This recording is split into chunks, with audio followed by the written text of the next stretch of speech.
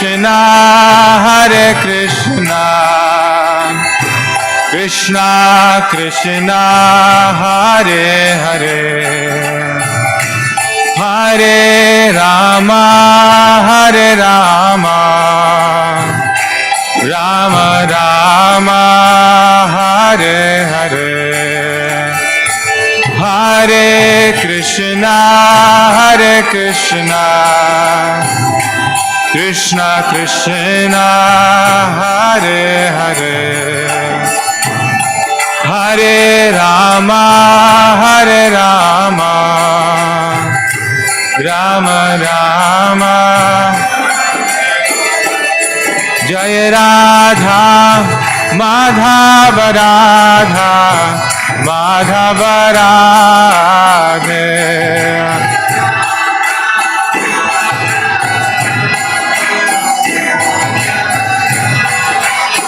Jaya Jaya Prabhupada, Prabhupada, Prabhupada, Jaya Jaya Prabhupada.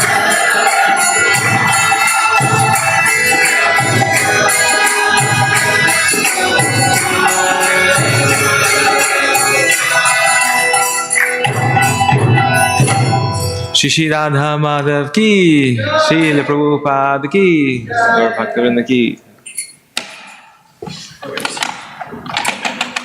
Thank you.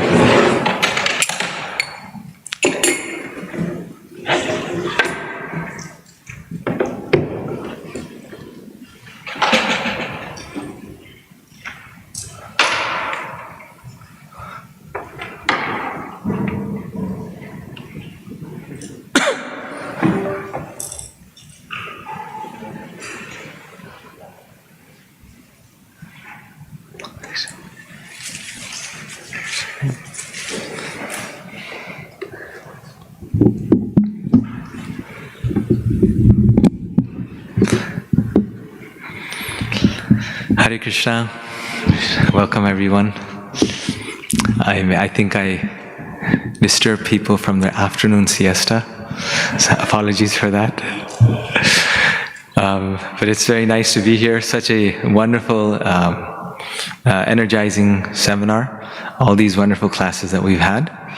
And I thought in my little piece here, we could talk a little bit about how this Vaisnava etiquette that we are discussing today, how does that relate with modern day ethics, or you could say with philosophy, ethics as it's understood today, because we live in the world and we have to relate with the world.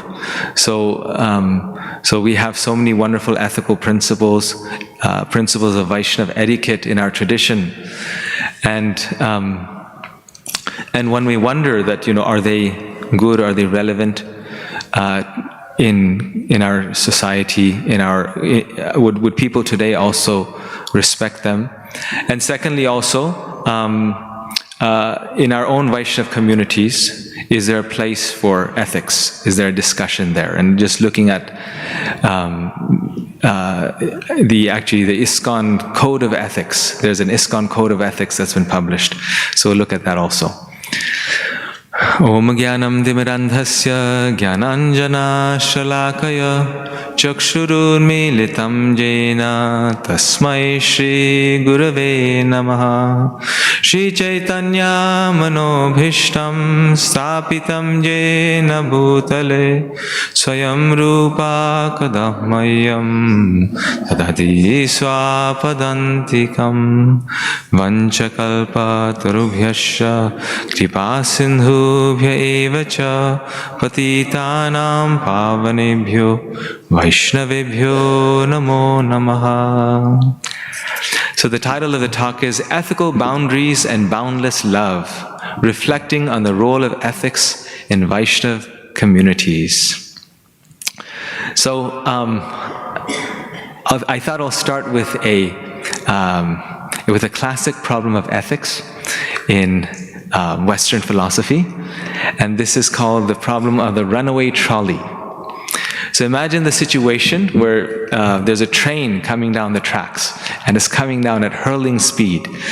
And as the conductor of the train, you realize that the train has lost control, right? It's completely lost control, and the brakes have failed, and it's hurtling forward. And if it keeps going forward, it will hit 5 people who are working on the tracks and kill them. Right, so 5 people are working there, and they will die if the train continues to go forward. And if it doesn't go forward, you notice that on the side, on the right side, there's another track that if you pull the lever, you can make it go on the right side. And if it goes on the right side, then only one person will die. So there's only 2 options. This picture shows a third one, but that option is not there. You're standing there as the conductor, there's no track there, and you can pull the lever, either make it go straight, kill 5 people, or if it turns right, then only one person will die. So now the question of ethics is, the big ethical question is, what would you do? What's the right thing to do? Would you let the train continue forward, or would you pull the lever and make it go right? How many of you would pull the lever and save the lives of the 5 people and make the 1 person die? All of them are workers. This one's on the side here. And so how many people would pull the lever and make it go right? Most of you, right? And how many of you would let the train go forward? Anyone let the train go forward? No one. Okay, no one. So what's the reasoning? What's the logic behind this? Anyone want to suggest? What's the logic behind pulling the lever and making it go right? The least amount of damage, right? Saving the lives of 5 people is better than saving the life of just 1 person, or taking the life of 5 people is worse than taking the life of 1 person. It has the best consequence, the least damaging consequence, right? Now, very good, let's change the scenario a little bit. We'll just tweak it a little bit. And in this other case, you're not the conductor. Again, you're seeing that the train lost control, the train is hurling down the tracks. But in this case, you are a bystander. And you're standing on a bridge, on top of a bridge. And you're seeing that the train is going to be coming through the tracks, right? And same situation, ahead of you are 5 people. But in this case, since you're not driving the train or something, you don't have any lever to change the direction of the train. So these 5 people are ahead, they will die if the train continues. But one thing that you notice is that next to you is a fat man standing. And this fat man, he's standing next to you on the bridge. And you know for a fact, it's an idealized situation, that if you push the man over and he falls, then the weight of his body will stop the train, and the train will not be able to go forward. As a result, only the fat man will die, and these 5 other people will be saved on the tracks, right? Unfortunately, you yourself cannot jump because you're a thin, skinny guy and you cannot stop the train. So the only way to stop the train in this case, to save the lives of these 5 people, is to push the fat man over. So now the question is, what would you do? Same situation, there's 5 lives versus 1 life. Would you push the fat man over and let him fall on the tracks and die? Or would you let the train go forward and let it continue forward? So this is the question at hand. It's a more difficult one. Why don't you discuss with the devotee next to you for 1 or 2 minutes, what would you do, and then come to a conclusion. What's the right thing to do in this case?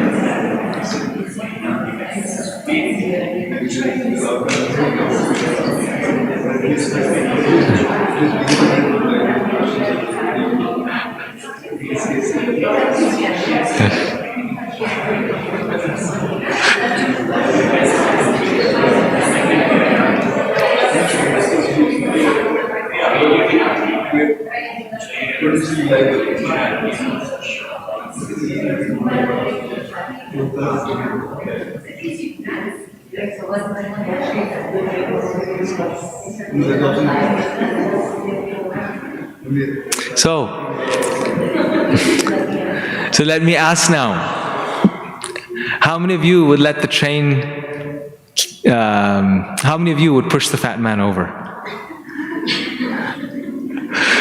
Okay, only 4 people said that they would push the fat man over.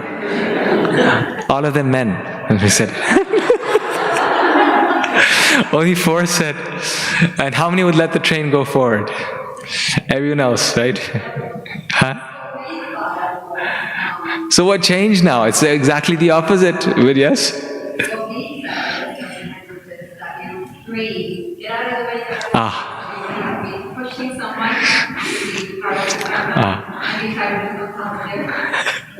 Yes, but see, it's an idealized situation. It's only one or the other. There's no third option here. Yes, no third option. You know, you can scream, but it's so loud because of the train's voice, they won't hear you. Only 2 options are here. Okay, you let the 5 go, yes, okay. So what happened now in this case? Before, our logic was that it's better to take the life of 1 person rather than 5 people. Now everyone's willing to let those 5 people get slaughtered and save the life of that 1 person. What changed? I think that in that first case, it's more or less like it's the conductor who's making whatever decision. In the second case, it is I'm making the decision. So, you know, observing that, I can say that person that maybe that's best for the conductor.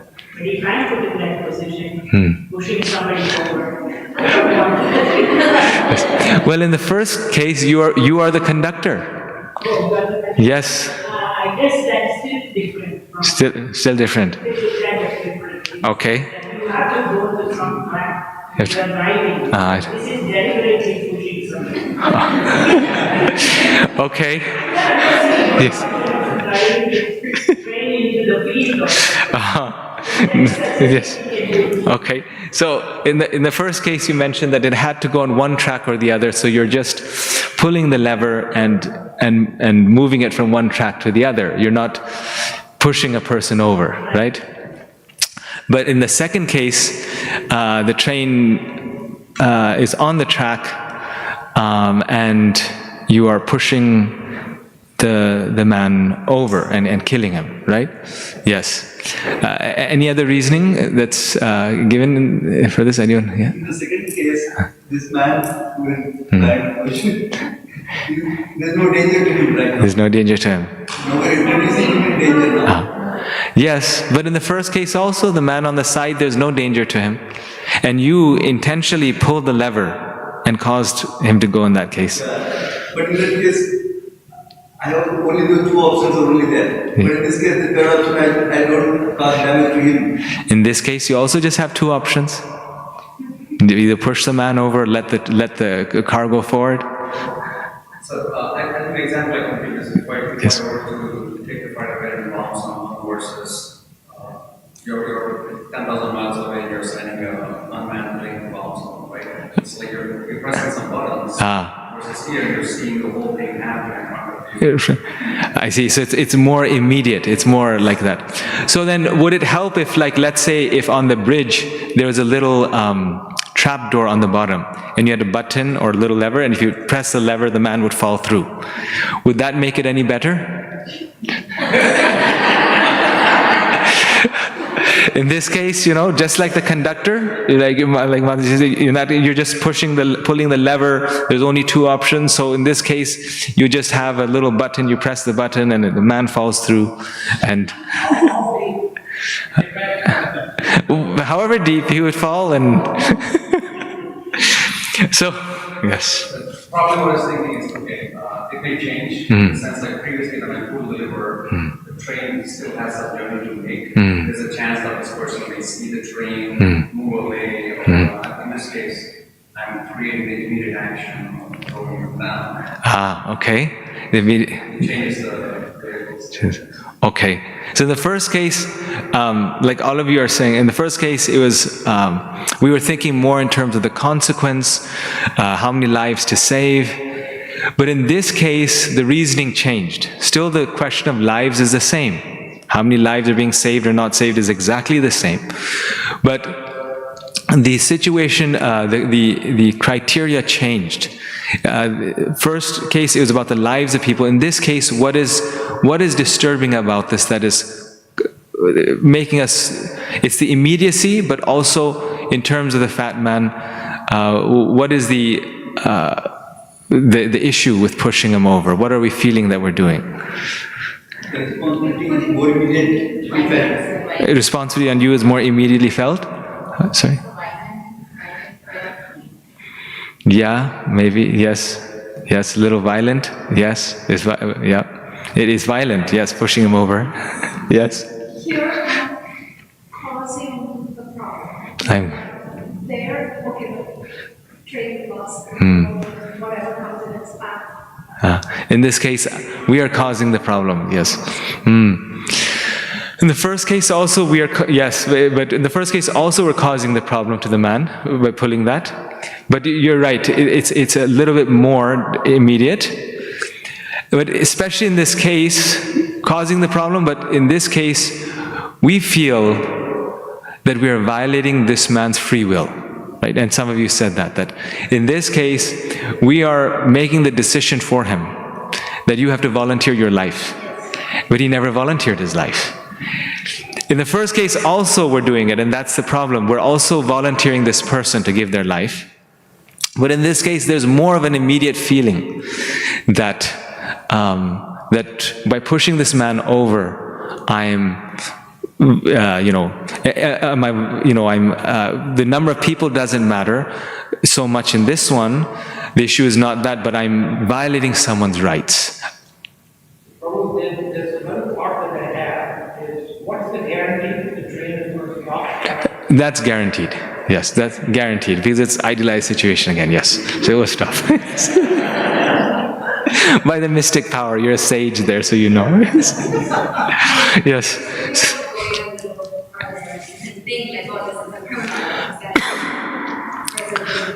Yes.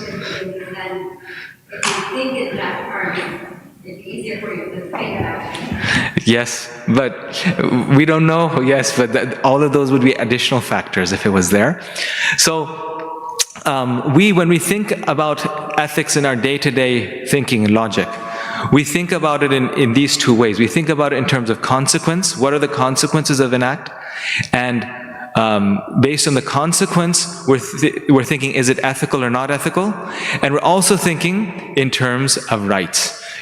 Principles of ethics, principles of morals that determine whether or not an action is right or wrong. And in our minds, we balance these things. Like in this case, if, for example, rather than 5 people on the tracks, even in this case of pushing the man over, let's say I said there are 500 people on the tracks, right?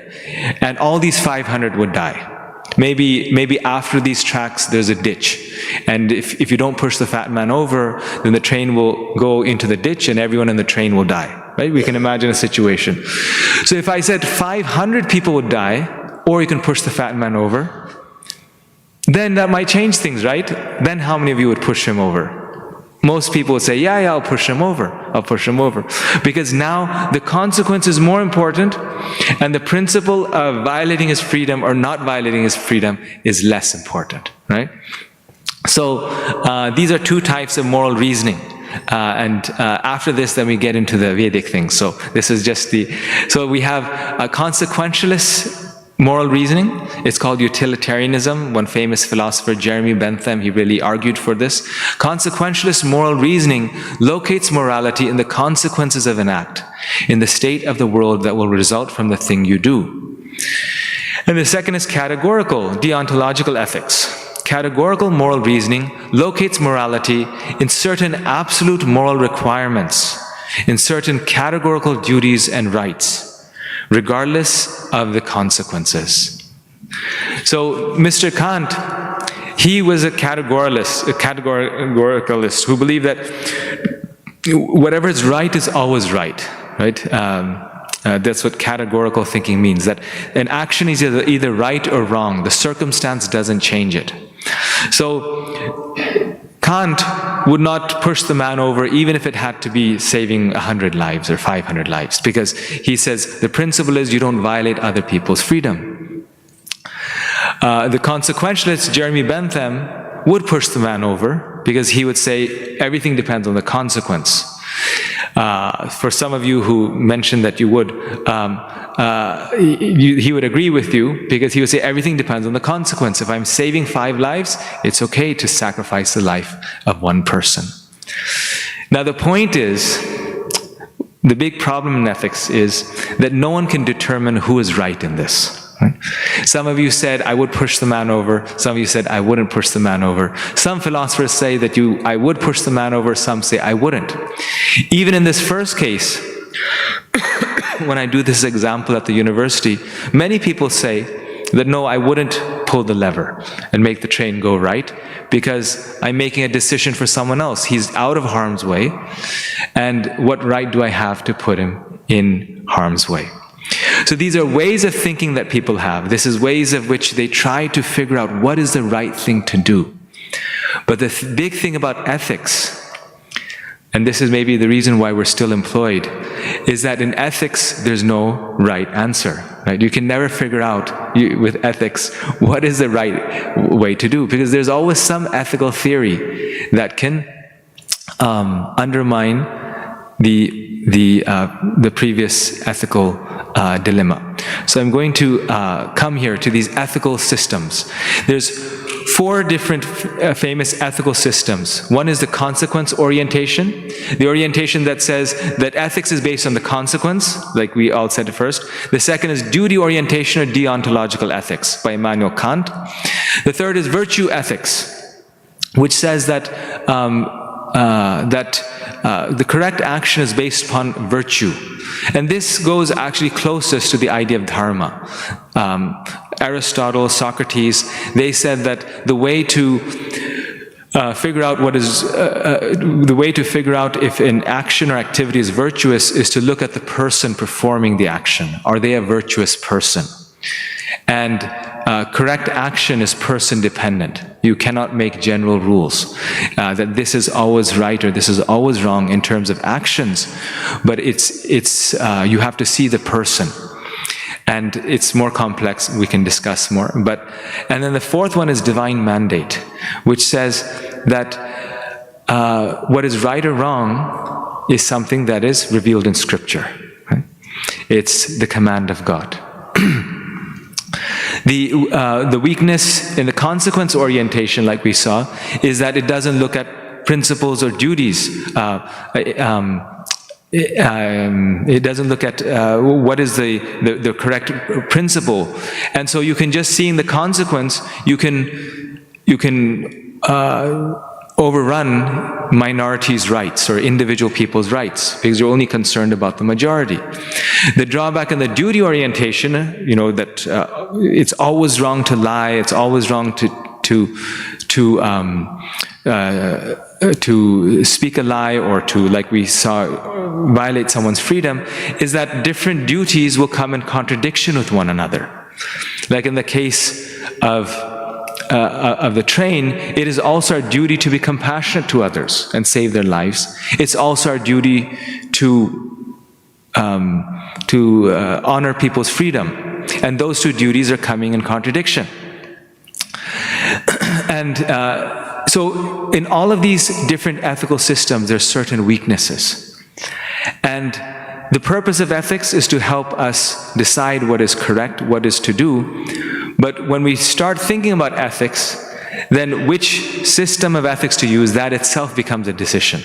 That do I follow duty right now? Do I look at the consequence right now? And that itself becomes an ethical dilemma. And we see in the Mahabharata, in different places in our scriptures also, how the various great personalities and even devotees and the Supreme Lord Himself are using different systems of logic at different places, right? Yes. Yes, please. I'm zero. Yes. So I'm just asking, how did you, come up with these classifications? Is it already existing? Yes, these are like the most common ethical systems. So most like philosophers and their philosophies will come in these categories. I mean, terminologies even. Yeah, the terminology is also. Bhakti, divine and all that is there. So I'll talk about the last one. Yes, this last one that I'm coming to. So these four are already there. These four are very common. These are Even consequence, duty, virtue. and divine man. Yes, because so much of ethical principles comes from different religious traditions. So, the 10 commandments are ethical principles given by God. They're not really religious principles, they're ethical principles. So divine is considered ethical? As a source of our ethical principle. So these are sources from where we get our ethical principles, right? Sources meaning our ethical principle comes on the basis of measuring the consequence, or our ethical principle comes on the basis of scripture. Our ethical principle comes on the basis of, is based on pure reason, which is deontological ethics, universal principles of ethics. So these are all sources of where our ethical principles come from. And I was saying how even in our scriptures, different great saintly persons, they become confused. What is the right thing to do in different situations? When Krishna asked Yudhishthira to lie in the Mahabharata, right? Krishna is thinking, one could say, like a consequentialist. He's saying, look, Yudhishthira, lie, because if you do so, then you can win this battle. Otherwise, how can you bring Dronacharya down? And if you don't win this battle, then adharma will reign, right? If you don't, break this rule of dharma, then adharma, the bigger adharma, will reign. So think like a consequentialist. He does this on many occasions. Same thing with Karna, right? Krishna tells Arjuna that kill Karna, even though it's against the rules of the battle. He's off of his chariot. He's working on that wheel. And Krishna's telling him that, kill him right now. Why? And the Mahabharata especially mentions this. He says that by doing this small, transgression, you will be rooting out adharma. Right? And Karna is a symbol of his adharma, Krishna tells Arjuna at that time. So no one can figure out which one of these is right. And in Gaudiya Vaishnava tradition, in our scriptures, we have therefore yet a fifth school of ethics, and that is called bhakti or love ethics. It's called bhakti ethics or love ethics. And this ethics is following ethical principles as a way of expressing our devotion for Krishna. That I'm being ethical, I'm being moral. Why? Not because I'm being ethical or moral, because no one can actually figure out what it is to be ethical or moral, but I'm being ethical or moral because this is pleasing to Krishna. And the next slide says this, Bhakti ethics, prema pamartha mahan, right? The ultimate goal of everything, all of our teachings is prema. Ethical behavior is not just a matter of adhering to prescriptions and prohibitions, but also an intrinsic expression of one's love and devotion towards Krishna. Such an approach moves ethics beyond mere duty to a realm of loving reciprocity. So, devotees of the Lord also are ethical persons, right? And like we will see, they are advised to be ethical persons. Why? Not because they're interested in morals and ethics, which is on the mundane mode of goodness platform in of itself, but because they know that an ethical devotee is very dear to Krishna. Why? Because dharma pleases the Lord. Now, of course, our task is to figure out what that dharma is that pleases the Lord. But dharma pleases the Lord. Why? Because these are rules given by Krishna. Krishna himself wants us to be dharmic. They're given by Krishna, and dharma, therefore, because it's given by Krishna, it pleases the Lord. It's said that Maharaj Yudhishthira was so dear to Krishna. He would never say anything against him. Like in others, Krishna would never say no to anything that Maharaj Yudhishthira would ask him to do. Why? Because he was so pleased with his dharma.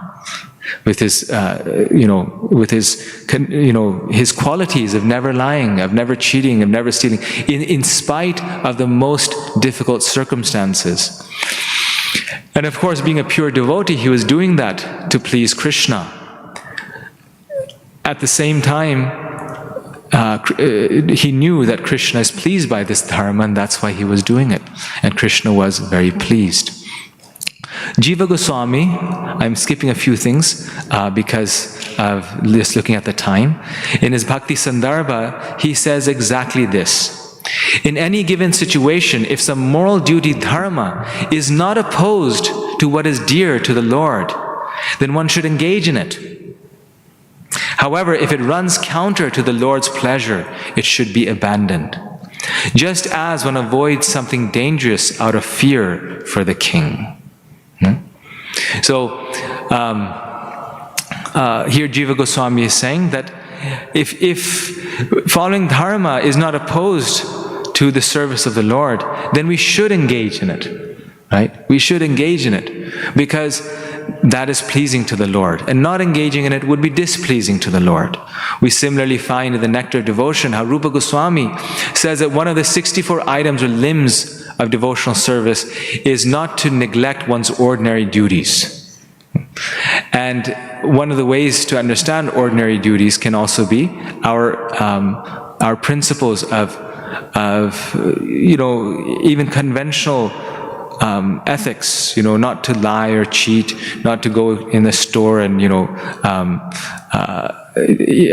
do something small that is incorrect, keep a candy in your pocket or something like this. Why? Because doing these ordinary duties and acting in a proper way is one of the limbs of bhakti. Why is it a limb of bhakti? Because it's pleasing to Krishna.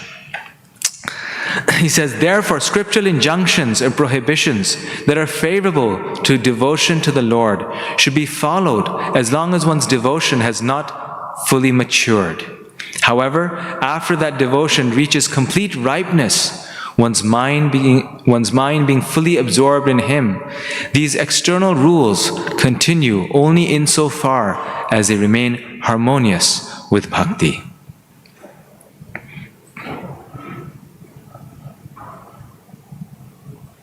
And then last one here. Yes, sorry. Yes. Okay. Therefore, scriptural injunctions and prohibitions that are favorable to devotion to the Lord should be followed as long as one's devotion has not fully matured.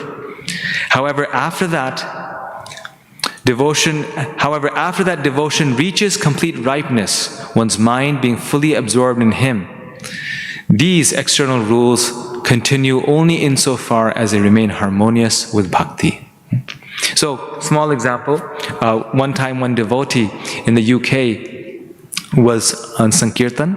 Her name was Mother Anuradha. I knew her personally. She told me this story firsthand. And at the end of her Sankirtan day, she found outside of a store, in the trash cans, she found £1,000. So like $1,000, their currency is pounds. And she found £1,000, and she thought, well, this is like Krishna's final Sankirtan gift, right? It was a hard day on books and whatnot, and Krishna gave $1,000. So she takes that and she goes back. And, it's a trash can right outside of the store. So it's somewhat clear that it, came from the store. Someone had put it there or something like that accidentally. So she goes to His Holiness Giriraj Maharaj, who was there in the UK at that time, who was leading them.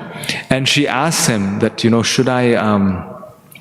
what should I do with this $1,000? Should I just, keep it, give it to the temple, return it, and she tells the good news. Actually, she was more like just telling the good news that I got $1,000 on Sankirtan. And Giriraj Maharaj tells her, he says, no, tomorrow morning, take that $1,000 and go back to the store and give it to the cashier there. Because it definitely came from the store, give it back to the store.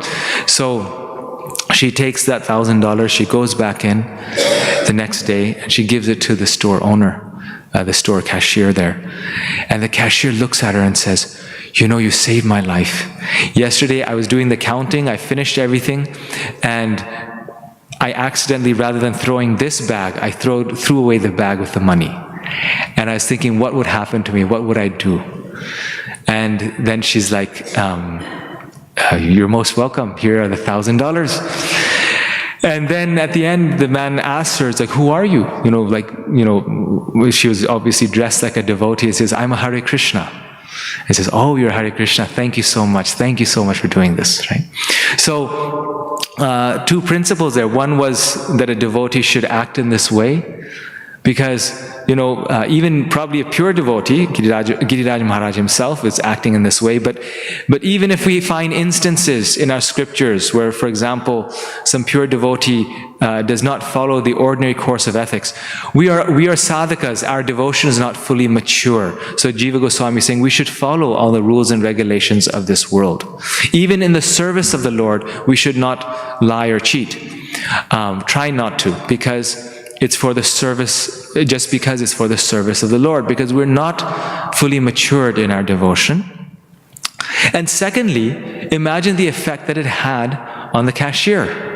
He's never going to forget how wonderful devotees are. He's like, wow, these devotees are the most wonderful, you know, they're just the most wonderful people in the world. So this is what is being told. What does it mean, that last part? I mean, fully absorbed in him. These continue only insofar as they remain harmonious with God. Yes. So like, you know, there's I don't want to give those examples because then that creates controversy, but, you know, there's examples of like Ramanujacharya, where he employed some of his disciples. He got tired of begging rich people for money to build a temple. So he said, go and steal from their homes. And they all had mystic powers, and they went and they stole different things. So the great devotees of the Lord, they follow the rules and regulations, moral principles, ethical principles, only insofar as they are harmonious with bhakti. Because they are on such an exalted level, they can transgress the rules of ordinary course of ethics. But for us, on the sadhaka platform, we are, you know, on this platform of practice, and on the spiritual platform of practice, on the sadhaka stage, we should not imitate those great devotees. We should follow the rules and regulations. Yes. Next slide. One should mentally regard everything connected with Him, the Supreme Lord, as His property. Whatever promotes devotion to Him is good, and whatever opposes devotion is bad. This is a supreme characteristic of dharma. So then in this verse, Jiva Goswami is defining that, well, what is dharma? Dharma is that which is promotes bhakti, and that which opposes devotion is bad. So it's very common, you know, this is the way that our acharyas describe good and bad, right or wrong action, that which is dear to the Lord, which pleases the Lord, that is dharma. And that which displeases Him or opposes devotion, that is adharma. In one conversation with a scholar, Prabhupada says, good means God. How can you have an idea of goodness? He's saying, well, you can be a good person without God. But he says, where do you get your definition of goodness? Goodness comes from God, right? Goodness is, the very definition of being good is something that comes from the Lord, that pleases the Lord. So, going back to this point, that dharma pleases Krishna. We find this throughout the Bhagavad Gita. There's so many ethical teachings in the Bhagavad Gita. Teachings that are in of themselves not exactly, talking about, devotion to Krishna, but how Krishna again and again in the Bhagavad Gita, He repeats that we should have these qualities. And if we have these qualities, then He's exceptionally, very happily pleased. So this is, very small font.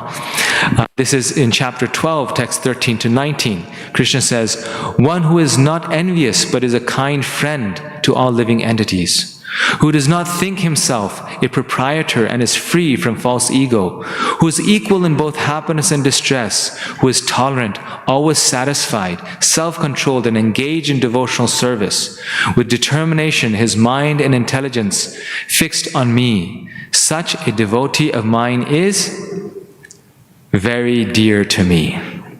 Then in the next verse he says, he by whom no one is put into difficulty and who is not disturbed by anyone, who is equipoised in happiness and distress, fear and anxiety, is very dear to me. Then text 18 to 19, one who is equal to friends and enemies. We just heard this, right? But he repeats it again. Who is equipoised in honor and dishonor, heat and cold, happiness and distress, fame and infamy, who is always free from contaminating association, always silent and satisfied with anything, who doesn't care for any residence, who is fixed in knowledge and who is engaged in devotional service, such a person is very dear to me. So Krishna, without any question, points out that every devotee is dear to him. Anyone is dear to him. The devotees are very dear to him, but a devotee who manifests these qualities, these somewhat ethical qualities of equanimity, being equal to friends and enemies, equipoised in honor and dishonor, who's tolerant, satisfied, who's kind to all living beings, such a devotee is especially very dear to him. And in our tradition, Chaitanya Mahaprabhu's teachings generally emphasize the qualities of humility, compassion, selflessness, like respect, like we've been hearing His Holiness Romabhavat Swami Maharaj and Radha Krishna Prabhu describe in their wonderful sessions. These are qualities that we're told to inculcate, that we're inspired that we're encouraged to increase and develop. And these qualities, again, in of themselves, they are not bhakti. As a result of bhakti, one gets these qualities. But these virtues, these qualities make a person exceptionally dear to the Lord. So a devotee, in our dealings with the outside world and our dealings among devotees, tries to follow these ethical principles. And they do it not because they want to be a moralist or an ethicist, but because in the scriptures, in the Bhagavad Gita, in Chaitanya Mahaprabhu's teachings, the Lord is saying that follow these. And the devotee knows that these qualities are given to us by the Lord, and they please the Lord. So now the question we have here is, how can ISKCON's expansion lead to a flourishing of devotees rather than come at the expense of devotees, right? This is a very kind of central question that has been raised in ISKCON on a global level, that, well, we want devotees to flourish, we need the movement to expand, and there's so many ways to expand this movement. What are some ethical principles that are necessary to be put into place so that this movement can expand and the devotees can flourish, not simply that it expands at the expense of devotees. So here, this is actually a copy here of the ISKCON Code of Ethical Behavior. And in this code of ethical behavior, we find so many of these things are discussed. The picture here is of Yogeshwar Prabhu. He's a wonderful disciple of Srila Prabhupada, who is one of the main authors, if not the main author, behind the ISKCON Code of Ethical Behavior. And he talks, this code, which was affirmed by the GBC, it talks about so many different behaviors that are important for devotees. And this is how this connects with etiquette, right? That these are ethical behaviors that are essential for keeping a society that will make devotees flourish. having a society where devotees flourish. So ethical behavior in the law, ethical behavior in devotee relationships, ethical behavior concerning sexual conduct, ethical behavior concerning personal bias, all of these are discussed in this. And one of the things that mentioned in this is that the basis of all of these ethical behaviors that they talk about, the core principles, are the same core principles that Srila Prabhupada gives and that the scriptures give, the Bhagavatam gives in our scriptures. And those are mercy, cleanliness, honesty, and self-control. Mercy, cleanliness, honesty, and self-control. And these principles are the basis for what? For ethical principles. These 4 core values, these are values, these are the basis for what? For ethical principles. The 4 regulated principles, yes, the 4 regulated principles. No meat eating, no illicit sex, no gambling, and no intoxication. So all of the, so these are the 4 ethical principles, but behind those ethical principles are these 4 values. So all of the codes of ethics that are described in the ISKCON Code of Ethics are based upon these 4 values of mercy, cleanliness, honesty, and self-control. And now for the kind of, I mentioned how there's sort of 2 parts to this seminar. For the second part, I want to look at a particular, look at a passage from this code of ethics showing the importance of ethics and following ethical behavior in our movement.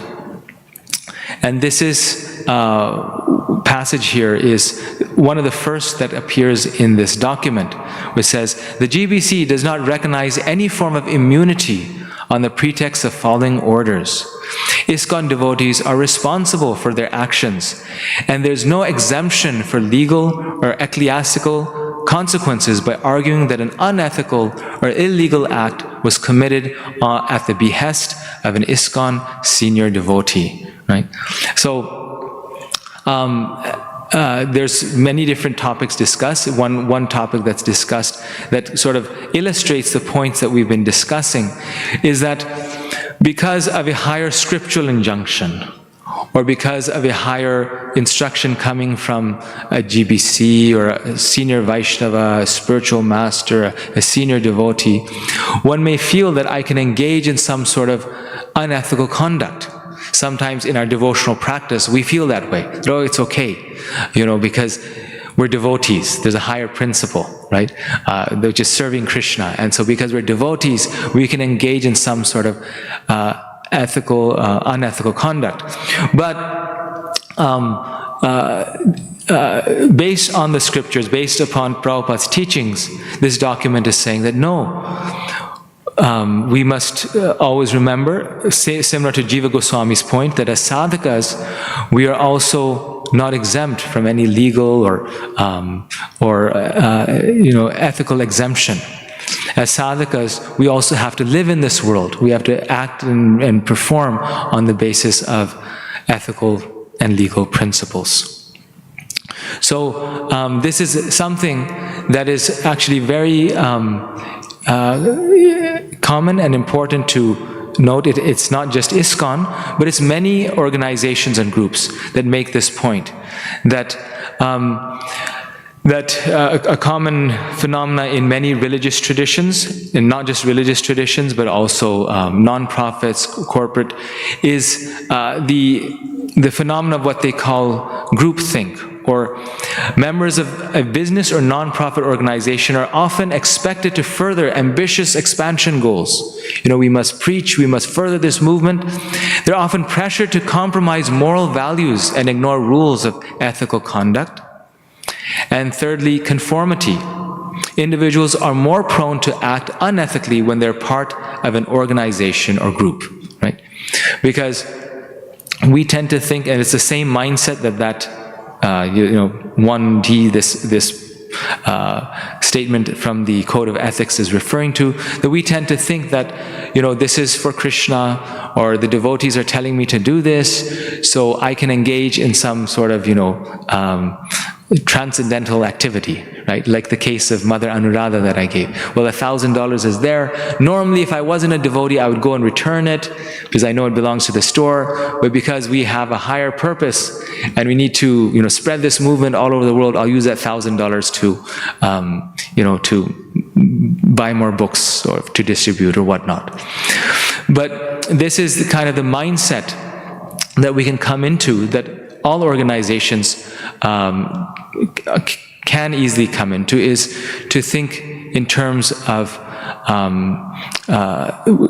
we're more likely to compromise our moral values as part of a group, to conform with a group and as part of a group than we are as individuals. And there's many studies on this that have been done. In ethics theory, they discuss this. Very famous one is Solomon Asch's classic conformity experiments, where he showed everyone a line, and this is the line right here. And he said, look at this line. And he said, which line does this match with? What do you all think? Which line does this match with? 2, right? It's pretty obvious. But he put them in a group, and in that only one person in that group was the person who didn't know that this was set up. He was kind of the person who was a subject of experiment. Everyone else in the group knew that this is an experiment. And in that group, everyone else said that, no, actually this is the same size as this line, number 3. And because the whole group said that, what did that one man say? It's number 3. And he did multiple experiments like this, where when people were in a group, they would be sweating. They would actually know that, because they said, make a very clear decision here, and he put this up on the screen, and they knew that this doesn't seem right, but still they would choose 3 because everyone else in the group said, obviously it's 3, it's not 2, right? Yes, Mother, thank you. As a part of the, so even if you are part of a group, don't you think individuals retain their values, or you just follow the leader mentality?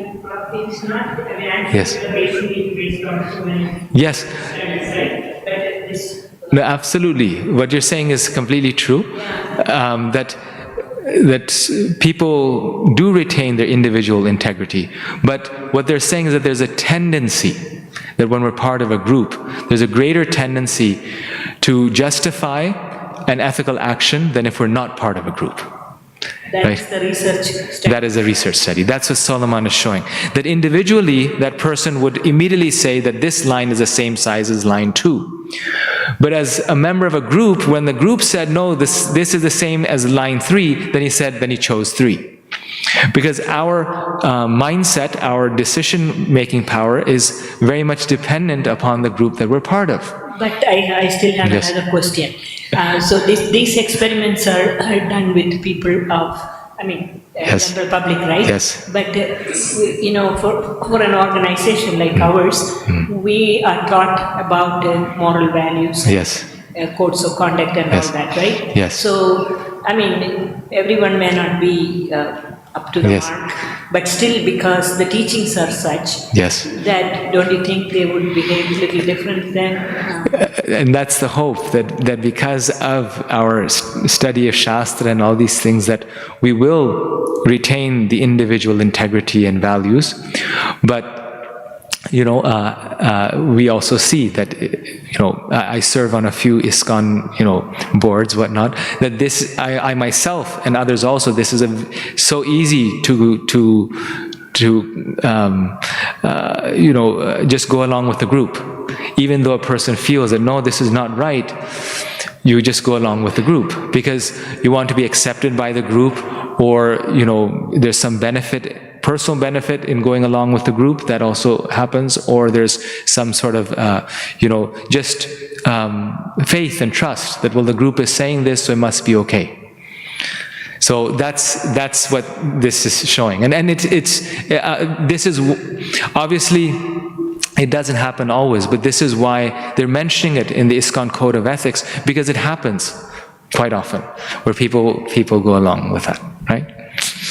So often there's a tension between being obedient and being moral.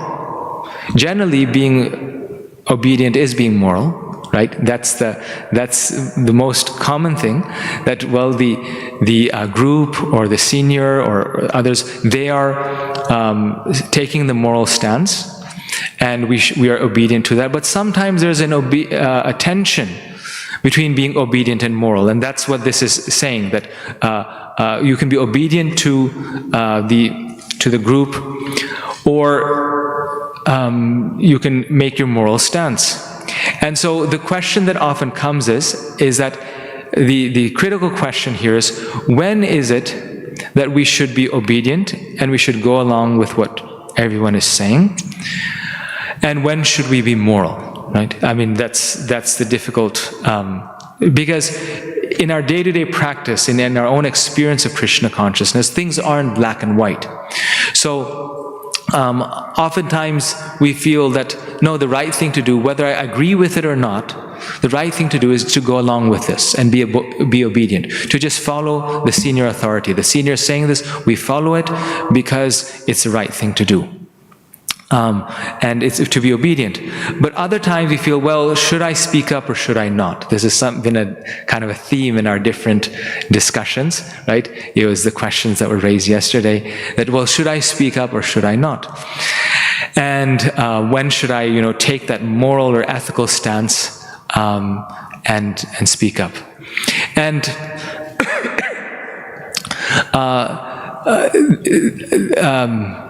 this subtle dynamic is very difficult to solve at times.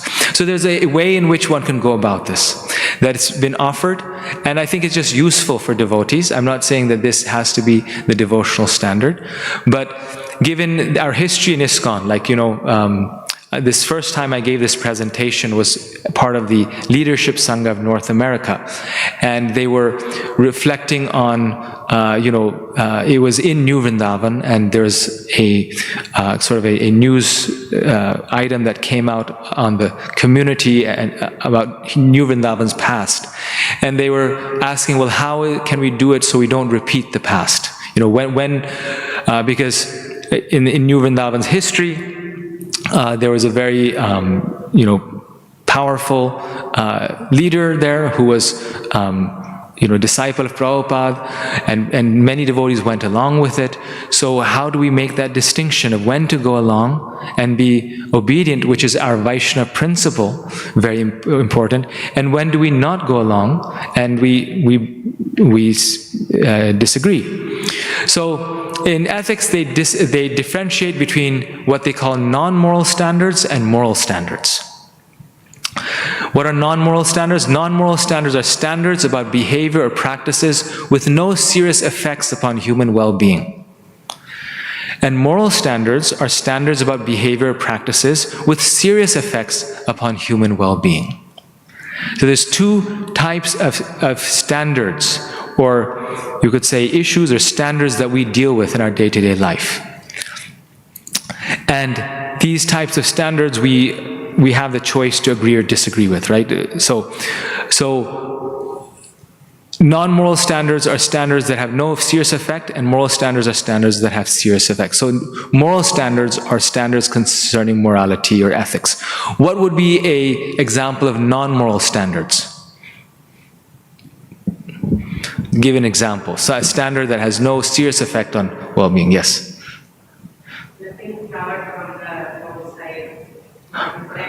Okay.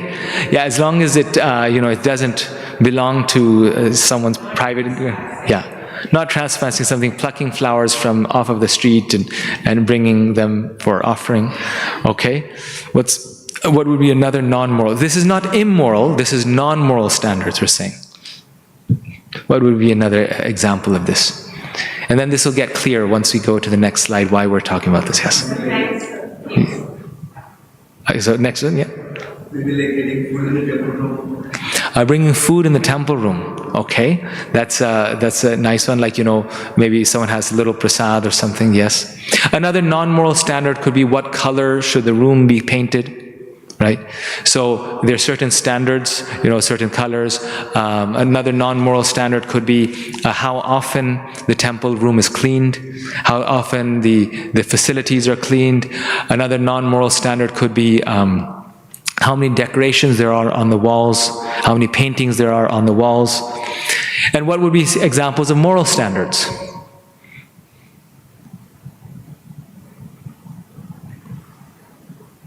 Sexual harassment. All the big items that we see, right?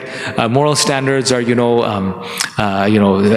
devotee's well-being. Are they being, hurt? Or another moral standard could be, gender standards for men and women, the equality of genders. How does that play out in the temple room? Children and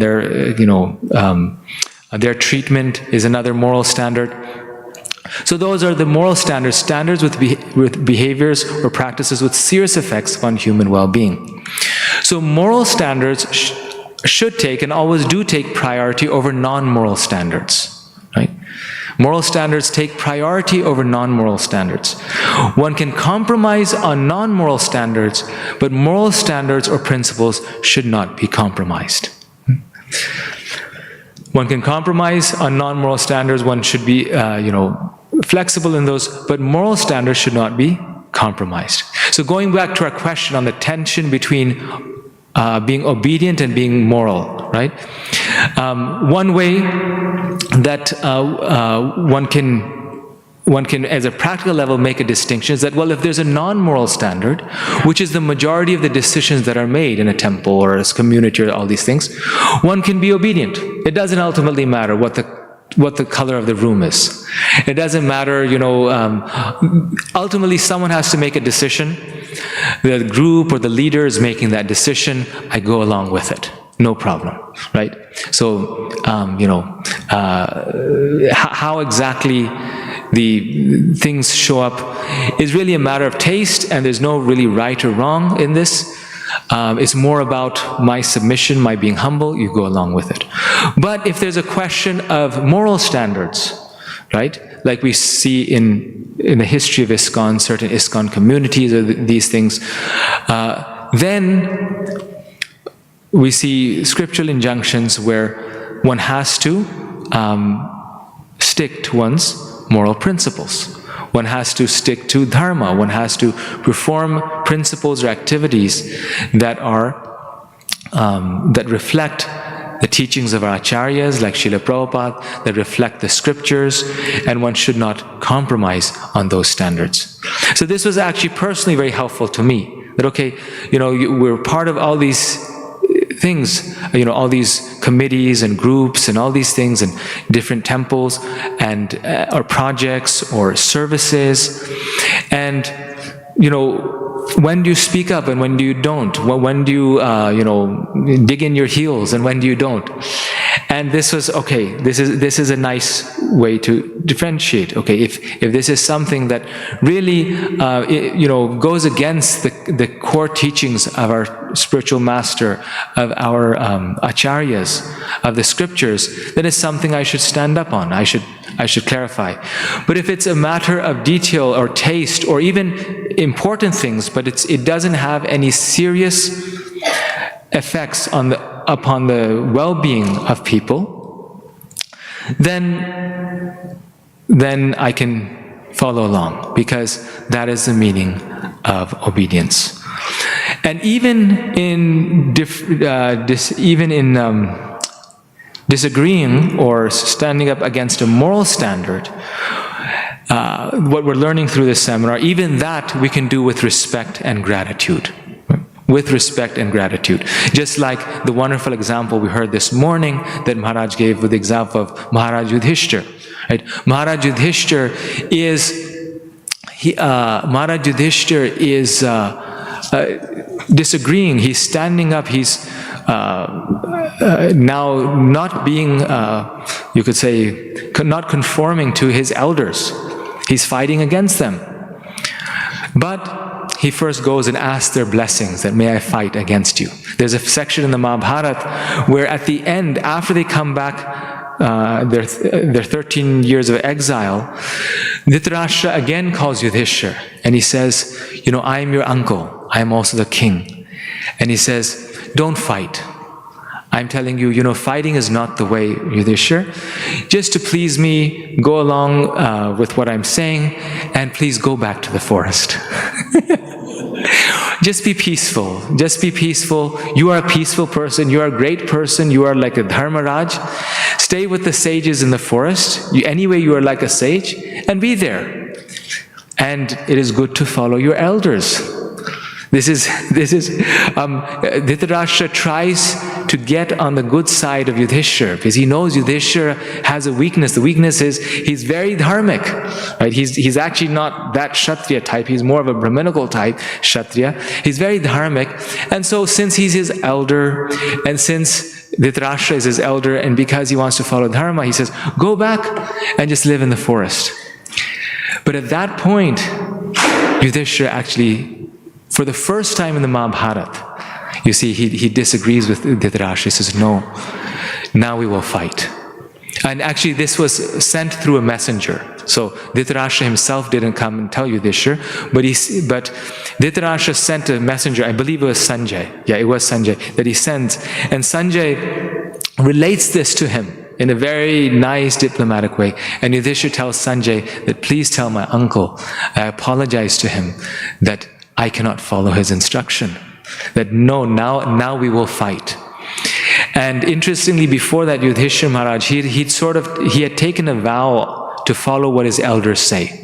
So that's why whenever Dhritarashtra called him for a gambling match, he went for the gambling match. He said, go to the forest, he went to the forest. He was always, and many, actually in certain traditions and Christian monks, they also take this vow when they join the monastery, that whatever the fathers say, I won't speak up against it.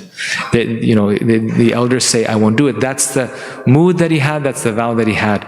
But at that point, he says, no, this is not, I cannot settle with this. And he says, I will fight.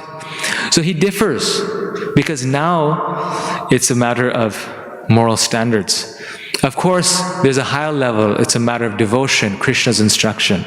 But seen from the point of view of dharma, kind of as an example for us, he's saying, well, and even at that point, I'm sure they know within their heart, but as far as the Mahabharata narration goes, there's no Krishna's, it's not like Yudhishthira saying that I absolutely don't want to fight, and Krishna's telling him you should fight. Yudhishthira himself is feeling that no, this is not right at this point. Now, we did the 13 years, we've come back, and now it's our duty to ask for our kingdom. Now they should give it to us. So, Krishna in the Gita, so then he fights, but then how does he do it, right? He has to speak up. And this is our experience as devotees also, that while we want to emulate the highest level of devotion and tolerate everything, but at a certain point, because of our limited nature, like Jiva Goswami was saying, we feel we must speak up, otherwise we can't survive in our Krishna consciousness, right? We have the need that this is wrong, this is unjust, I have to speak up. So that is the same thing Yudhishthira is showing by his example. One does that, but then he goes and he respectfully asks for the blessings of his seniors, that with the same people he's fighting, he respectfully says, can I fight with you? Please give me your blessings. And so Krishna says in the Gita, austerity of speech consists in speaking words that are truthful, pleasing, beneficial, and not agitating to others, and also in regularly reciting Vedic literature. So notice in this translation, Krishna says the austerity of speech consists in speaking words that are truthful, pleasing, beneficial. He puts, at least in the translation, and Prabhupada translates it like this, he puts truthfulness first. That one has to adhere to some sort of truth. The basis of proper speech is truth. First of all, we have to be truthful. And then, equally important, and the next step is then also try to say it in a pleasing way. And say words that will be beneficial and also not agitating to others. So, both of those principles should be there. Not just pleasing, not just truthful, but truthful and pleasing. And that's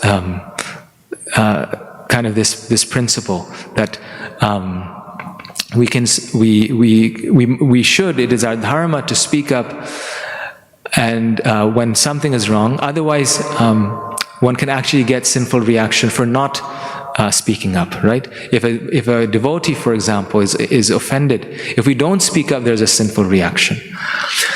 But one has to do always with respect, because otherwise, like Maharaj was saying this morning, we can have a reverse reaction. So, small exercise now.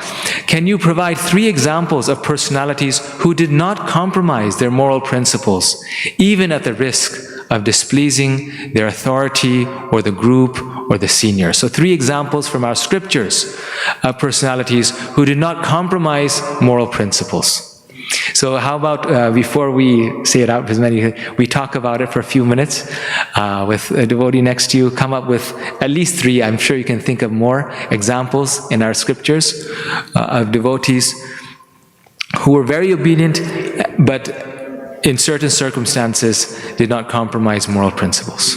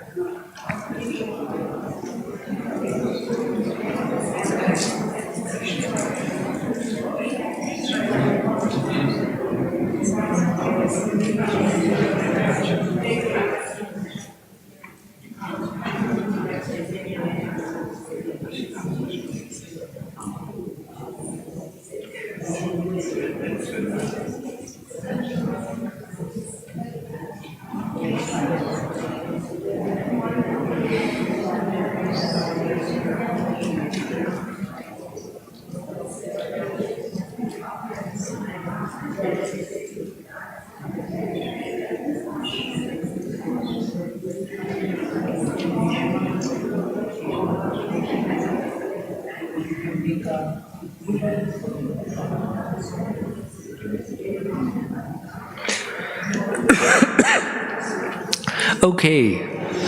Yes. All right, so who can give some examples?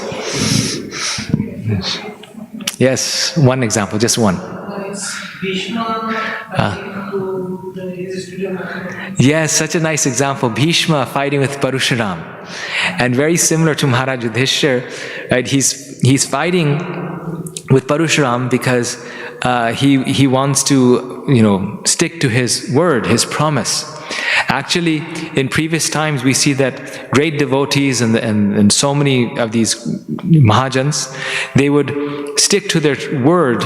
It was a big thing, speaking the truth and sticking to the truth, which is keeping your promise, because Krishna is also known as the truth, right? We say Krishna is the absolute truth. So your vow or your word or the truth was seen as a form of Krishna. So respecting the truth, holding on to your promise, was a way of worshipping Krishna. So they were oftentimes sticking to their vow as the same thing, bhakti ethics, right? As a way of pleasing Krishna, that this will be pleasing to Krishna. On the other hand, the Guru is saying, you break the vow, right? And he's unwilling to do that. So it's a big topic in the scriptures, this truthfulness. Lord Ram also, right, didn't break his vow, even though he knew that his father would probably not survive as a result of this. So he fights with Parashuram, and before that, he goes to Parashuram and asks for his blessings, that please allow me to be victorious. And then it's very interesting that then you have the blessings of the Guru in competition with the Guru. The Guru blesses that you be victorious, And the Guru is so powerful, and we see that the blessings are even more powerful than the Guru himself, the blessings of the Guru. So Bhishma is victorious, yes, okay. What's another example? Bali Maharaj, very nice example. Yes, that's one I also look at. Very nice one, so we'll come back to that one. Yes. Same Bali Maharaj? Prahlad Maharaj towards his father, right? But his father is telling him something that goes in opposition with devotional service to Krishna. The most basic spiritual moral principle is to serve Krishna. Yes. Very nice. Yes. Sati. That's a nice example. She goes against her father, who is also the king, Daksha, and he's in a very senior position, and she yes, speaks up again. Yes. Chaitanya, like, what are the personalities name when he's about to be hanged? Chaitanya Mahaprabhu, even though he gets pressure from a lot of people, he's tell the king to forgive him. He says, I'm not going to interfere at all. Yes. Yes. Gopinath Patanaik. Yes, Gopinath Patanaik. Yes. Yes, he's, the Lord says that, I will, I mean, yeah, that could also be an example of the Lord's obedience to actually, that's a wonderful example. The Lord's kind of acceptance of the king and his ruling, and that what Gopinath Patanaik did was wrong. He was stealing money, and that was displeasing to Lord Chaitanya. He's saying, look, he's bringing a bad name to my movement, and so let him go and be thrown on the swords. But then, of course, because he's a devotee, Lord Chaitanya saves him at the last moment. Nice example. Yes. Other examples? Yes. Bharat Maharaj. Yes, Bharat Maharaj. Who?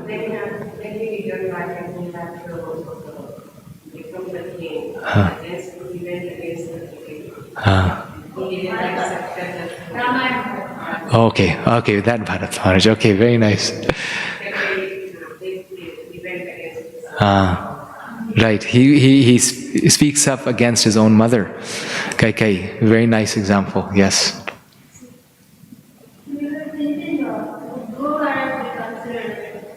He didn't Yes. take the advice of Narada. His moral principle was to follow his heart and mother. Yes, and I guess for the first thing is he's not obedient to his father, Dhruva Maharaj, and then secondly, he's not fully obedient to Narad Muni. But he asks him, give me some instruction that I can follow, and he does. But initially, he's not, right? He's not. So yes. Okay, so I thought, all of these are perfect examples, wonderful examples, but I thought we can specifically look at the example of Bali Maharaj, where in Srimad Bhagavatam 8, 22, 29, and 30, it says, although bereft of his riches, fallen from his original position, defeated and arrested by his enemies, rebuked and deserted by his relatives and friends, and although suffering the pain of being bound, and although rebuked and cursed by his spiritual master, Bali Maharaj, being fixed in his vow, did not give up his truthfulness. It was certainly with pretension that I spoke about religious principles, but he did not give up religious principles, for he is true to his word. So we see that he, in spite of even being rebuked and cursed by so many of his seniors and the whole group, his kingdom, his spiritual master, he did not give up his vow of truthfulness. Of course, this is also because he was a great devotee of the Lord, and he knew that the Lord himself had come before him. But Prabhupada says very clearly, he also gives credit to his, not just to the desire of the Lord, but Prabhupada specifically mentions about his desire to be truthful. So this is text 824, translation. There's nothing more sinful than untruthfulness. Because of this, Mother Earth once said, I can bear any heavy thing except a person who is a liar. I can bear any heavy thing except a person who is a liar.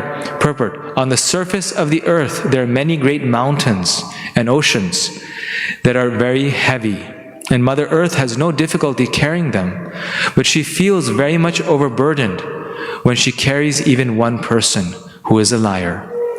It is said that in Kali Yuga, lying is a common affair.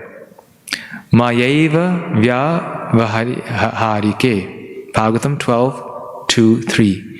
Even in the most common dealings, people are accustomed to speaking so many lies.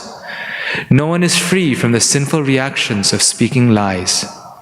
Under the circumstances, one can just imagine how this has overburdened the earth, and indeed the entire universe. So Prabhupada here is talking about common dealings, vyavaharike. Vyavaharika means day-to-day dealings. People are accustomed to speaking so many lies, and he's saying, therefore the burden of this earth has become so heavy, right? Because it's so important to be truthful. And Bali Maharaj is, epitomizing, he's exemplifying this very important principle.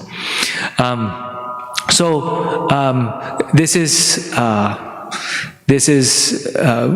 a very essential principle in terms of understanding in a devotee community, in Vaishnava communities, the relationship between how all things are important, right? Being humble is important, being obedient is important, also being truthful is important, and how spiritual life, devotional life, therefore, Prabhupada said it's like a razor's edge, because we have to know how to balance all these things. And that happens only by Krishna's mercy, but a devotee tries to balance these things. I wanted to say a few general words, because we're almost to the end, about morality and etiquette. Rules of etiquette are generally non-moral in character. Non-moral meaning what? Non-moral standards were? No serious things. It's, this is etiquette, okay? You sit on the floor and you eat like this, you don't use your left hand. Rules of etiquette are generally non-moral in character and serve as guidelines for acceptable behavior. However, violations of etiquette can sometimes have moral implications, right? So, in certain contexts, etiquette can be important enough where it has moral implications. And on the other hand, the other side of this is that strict observance of etiquette can sometimes conceal serious moral issues. Right? And that's something, in terms of our Vaishnava etiquette seminar, we need to keep in mind, is that sometimes we can be perfectly, etiquette is pakka, right? We're speaking very gently, we're speaking humbly, we know how to speak very softly and nicely, but the mentality is not, the issue itself is, what we're saying is not moral or ethical, right? And we think we're very intelligent, but Krishna is even more intelligent, right? They can see.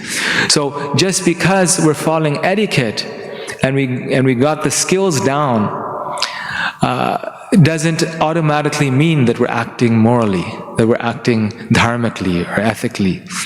And those two things can be mixed up, but they should be. Just like in outside world, like in the general world, we can see that, in governments, it's very important to follow the leader and all these things. So in certain countries where you have dictators, the people below him may be following all the etiquette. They follow what the leader is saying, the dictator is saying, but the central activity that they're doing is not proper, it's not right.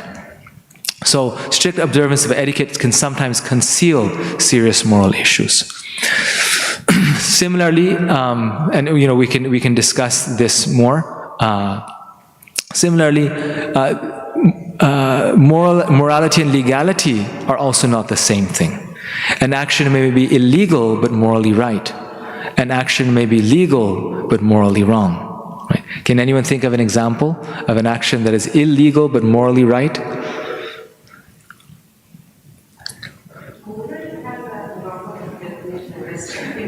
Yes, and we're using kind of a common sense definition that, what is ethical? Huh? Stealing from a thief. That's a good one. I haven't heard that. Silly Prathish. So, legally, we can file charges against you. Okay. Yes. Okay. No, this one is illegal but morally right. So, yes. Yeah, so that's the next one. So for this one, illegal but morally right, it could be that someone's family is starving, so they go and steal something to feed their starving family. It's illegal, but ethicists say it's morally right.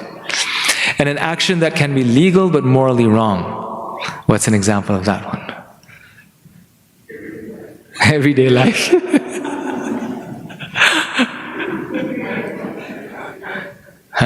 Here's an example. You come upon this scene, the car is smoking, and it is clear that an accident just took place. In most states, you are not legally obliged to stop and offer help to the victims. It's perfectly legal to just keep driving on, but the fact that it's legal doesn't make it morally right? And so, recognizing that the law is only the most general, basic form of ethics. Recognizing that most organizations, both corporate and non-profit, all these things, they make their own code of ethics. They make their own moral principles that are within their tradition, and we as a movement also do the same thing. I mean, the obvious thing is the code of ethics that ISKCON has made, which goes deeper than just the law, but also our scriptures, right? This is what they're teaching us. They're taking us far beyond the general, you could say, standard of the law. So we talked about morality and etiquette, two separate things. And morality and law are also two separate things, right? Let's see here. I'm just going to end here because we only have a few minutes left. Let's end here and see if there's any discussion. We have 15 minutes left. I want to leave enough time for discussion. Yes, yes, yes. Now we'll take the mic because it's question answer. I just have something to offer to the group. That is ISKCON's Code of Ethical Behavior by Yogeshwara Prabhu. Yes. I have about 20 or 25 copies of it with me. Wow. Okay. So yes. I think leaders can, if you need, you can come and get one from me.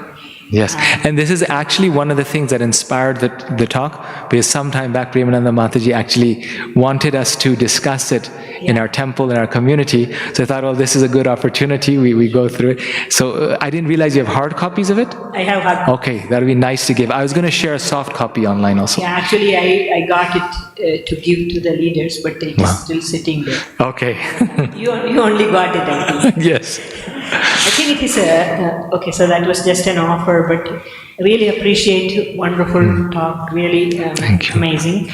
And I think this subject is kind of, it requires teacher to, I mean, it definitely requires because someone to guide, because it's not something we are commonly thinking about. And Yogeshwara Prabhu has really put in a ton of thought into wanting to write that booklet. Yes. But even to understand that also, because it, from what you started with this whole topic with the ethical systems and how the organizations come up from that, they derive their own, moral codes and all that. It's not that simple to understand. It looks like that. Yes. Yes. Also, it's like if we just read it, then it feels like, okay, this is there. But what the significance of those principles are is very important. And that's why actually one of the things that Yogeshwara Prabhu and I be helping him is to make an ethics course. So a course that goes along with that code of conduct that you were saying. Like for all of ISKCON, to have like an online short ethics course. For devotees? For devotees, for ISKCON devotees. Yes. Thank you. I think I'll pass this on. Thank you.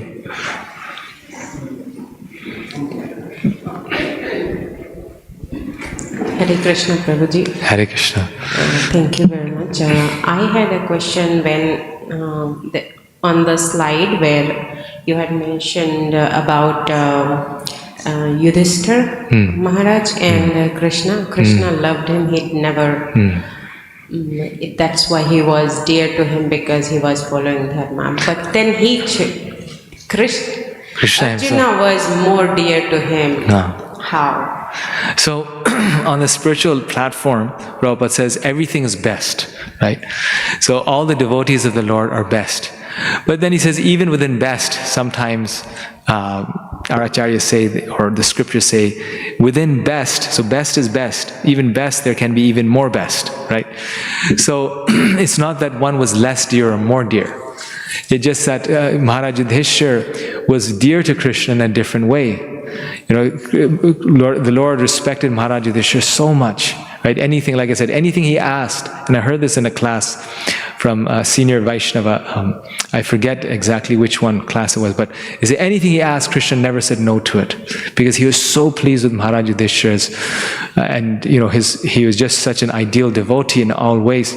And for Arjuna, it was a more intimate relationship, right? He's in Sakya Ras, very close to Krishna. He says how they would sleep together, play games together. So in that way, you know, it says in the Gita of the Pandavas, I'm Partha, because he's very close to him. So it's not that one is less or more, it's just that Arjuna was relationship-wise a little closer.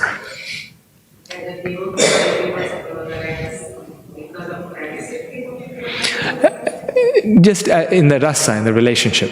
Just like Prabhupada says, all the rasas to Krishna are perfect, they're the best.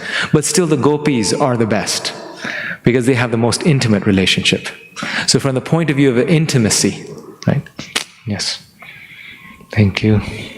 Yes. Hare Krishna Prabhuji. Maybe two questions, but the first one is, when we speak about morality, at least my meditation all through the seminar, all through the event was, you know, from a person's psychophysical nature, I may have certain moral principles that I uphold very high, and another person may not uphold that principle high, they may be upholding a different principle higher. Now, when we have differences of opinion, which one stays higher, it kind of can create agitation, and also, especially if the other person is senior to us, we may see them through a different lens all of a sudden, right? So how to deal with an internal battle of and conflict within psychophysical nature or morality so that we uphold? Yes. No, absolutely.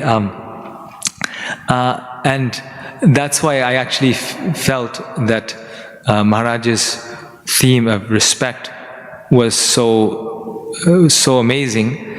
You know, Maharaj is so amazing, and his discussion on respect, because that's exactly the point that we were discussing, that based on our psychophysical nature and also our background, our history, right?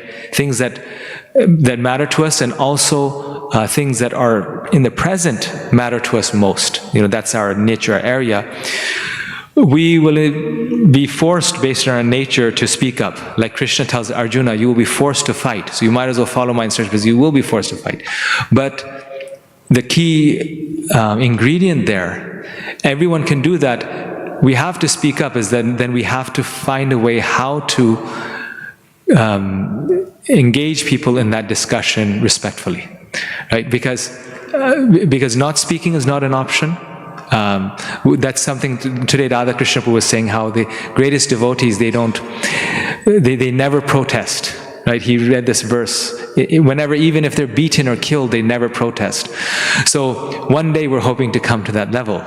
But in the meantime, we will be forced by our nature, we're still in the three modes of material natures, we'll be forced by our nature to act and to speak, or to further the movement, the point that Subal Prabhu brought, that, well, okay, we can all take that stance that no matter what happens, I won't speak up.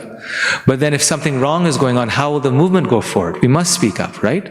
Because unless we improve the movement, if we help improve the systems and the processes, which means sometimes finding errors in the process and fixing it, we can't also make this movement flourish. We also have to speak up when we see another devotee is being offended. It's our obligation to do so. So that also will be a situation. So then we have to do it based upon the intensity of the issue. We exercise a certain amount of due diligence and respect. Otherwise, Otherwise, we can also just put things under the rug, which won't help us. Is that what you're getting at? Yes. No, thank you, Prabhuji. I think that's wonderful. Maybe what I'm going to say next is going to contradict this. Okay. And I have been trying to do that, and Yes. I found myself in a not peaceful situation. When I talked to one person, somebody said, I think it was quoted from a Buddhist monk or what. They said, but one also has to accept that life is not fair always. If you don't accept that, you will continue to, be agitated by dharma and whatnot. Yes. So how to balance that? How to balance that also. Yes, and that's where that part of, that's where all these wonderful things about humility, forbearance, and patience come in. That in spite of my effort of trying to change things, if things don't change, I still continue in my practice of Krishna consciousness. I don't give it up, right? So if I don't speak up, it can be my mistake because it's important to speak. Otherwise, how are we helping the situation? Sometimes Prabhupada defined, or devotees at least, I've heard they define humility as expressing oneself.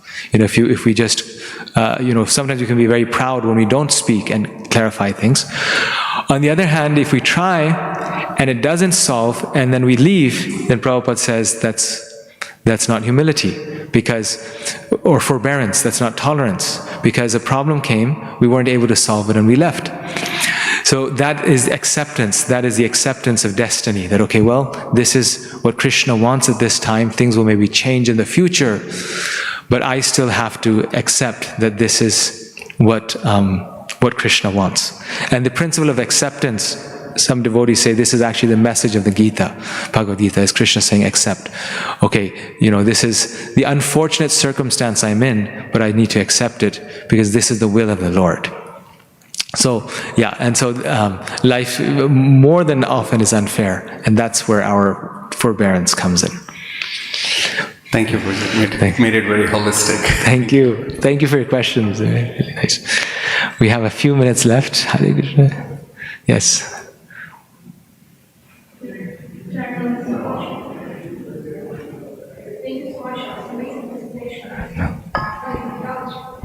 I wanted to maybe discuss a little bit and think of how you mentioned in one of the slides. So until we are at the platform, on the platform of pure devotional service, we need to follow the scriptural injunctions. And so more or less like whatever you explained goes into anartha-nivriti process, right?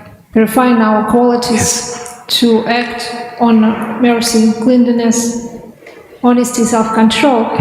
So often as devotees we also hear and think that chanting will purify us, right? So Chetadarpana Marjanam. So we think that, and it's also explained in scriptures that just chanting holy name will purify it, and everything will come from it.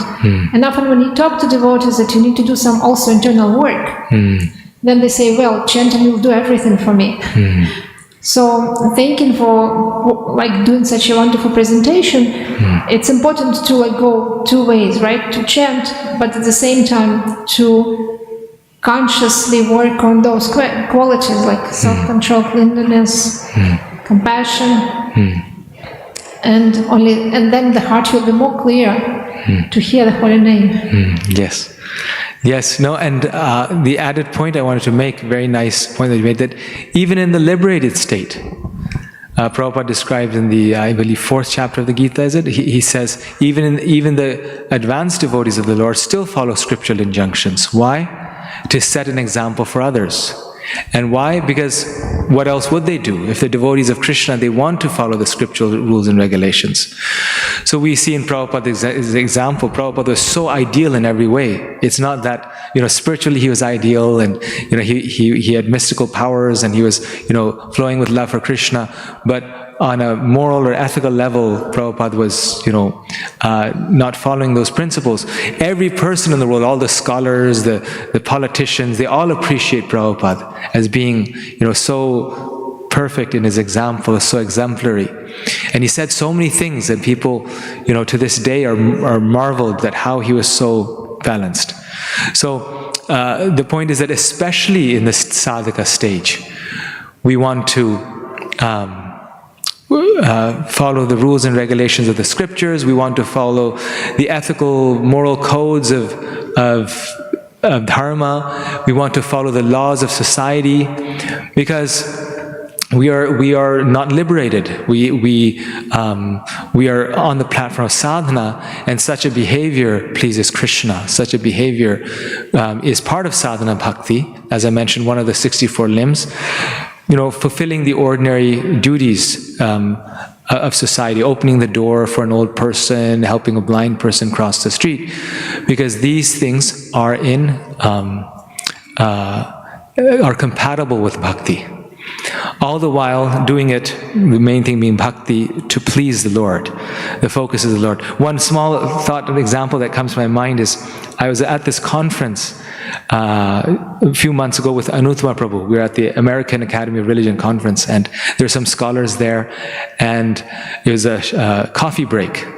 And Anuttama Prabhu was speaking with one of these scholars, and the man wanted coffee. So Anuttara goes and he fills up a coffee, thing for him, and gives it to the scholar. Now, coffee is caffeine, right? It's intoxication. And we're not supposed to engage in intoxication, no intoxication. So after that, just spontaneously, like I found it very sweet, actually, Anuttara was saying, I was thinking that the reason I'm filling up this cup of coffee and giving it to the scholar is because this will please Krishna, and that's why I'm doing it, right? But on one hand, it's against our principles. On the other hand, it's like a moral thing. A devotee doesn't have to do all that, right? He could have just been chanting japa at that time, whatnot. But he fills up the coffee, gives it to the scholar, because that will please Krishna. I'm being kind of representative of a devotee and how we can, be nice devotees. So, yes. Yes. Yes. In the corporate world, we should follow the work ethics, but it's not moral. Because day-to-day life, how do we have to follow that means there is no, it's beyond our control. Yes. You understand, right? So how do we deal with this? How do we deal with it? Well, that's why the devotee, the devotee does not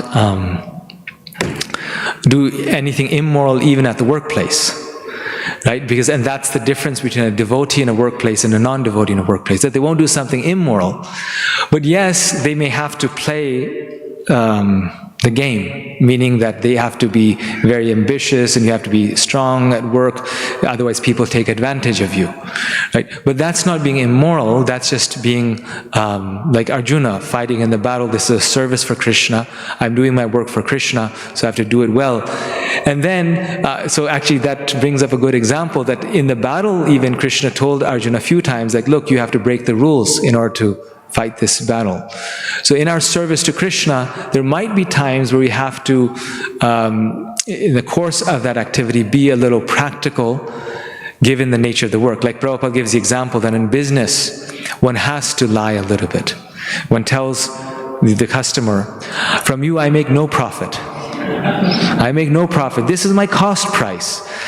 Now, any devotee, maybe except for Kolavecha Sridhar, who's doing business, is going to stretch the truth and say, look, even if they're, selling t-shirts or something, no profit, we just make like 50 cents off of this, right? But that's not really being immoral. That's just, the person knows that this is a businessman and he's going to stretch the truth. This is just playing the game. That's business ethics, yeah. Okay, thank you so much. Srila Prabhupada ki!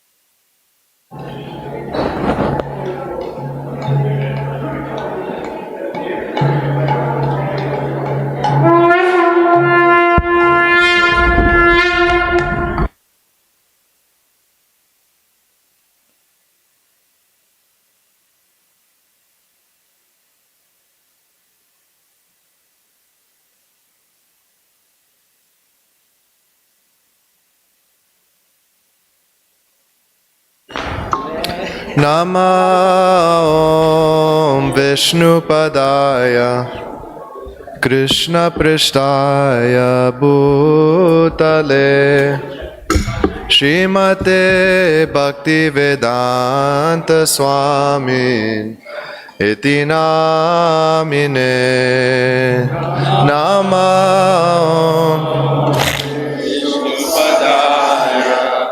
Krishna Prishtaya Bhutale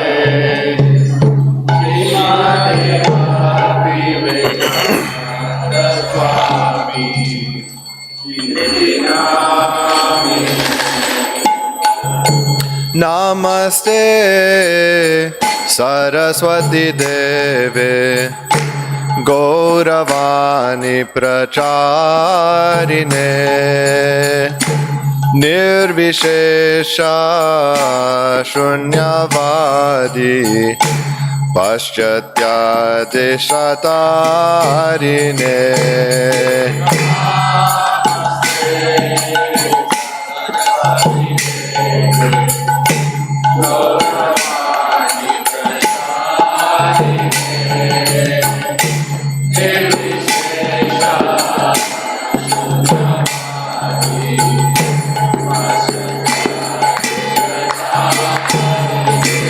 Kiva Jaya Jaya Gaura Chandir Arati Kashoba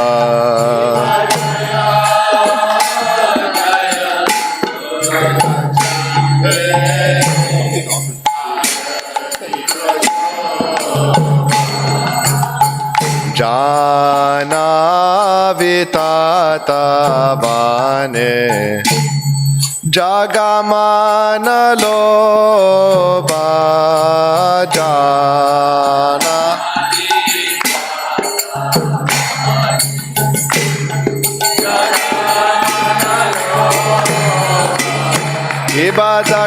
Ibadaki Nenitai Chan Bame Gadadara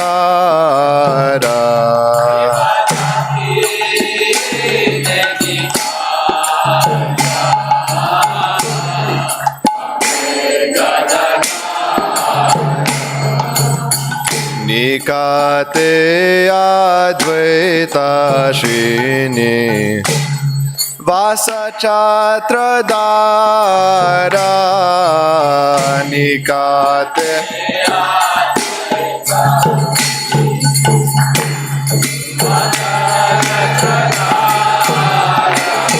Eva Bose Ache Gaura Chan Ratna Simhasane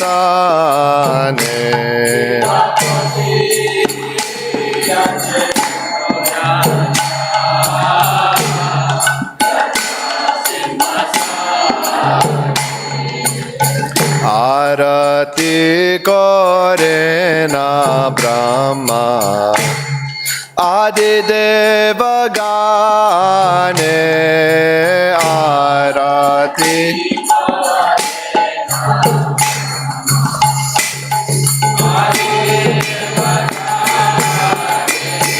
Ibanara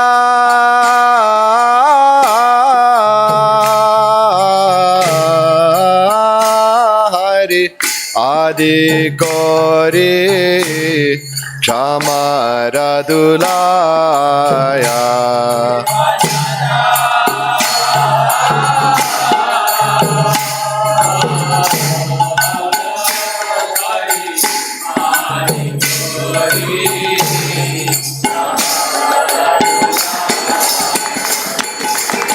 Sanjaya Mukunda Basu Goshadiga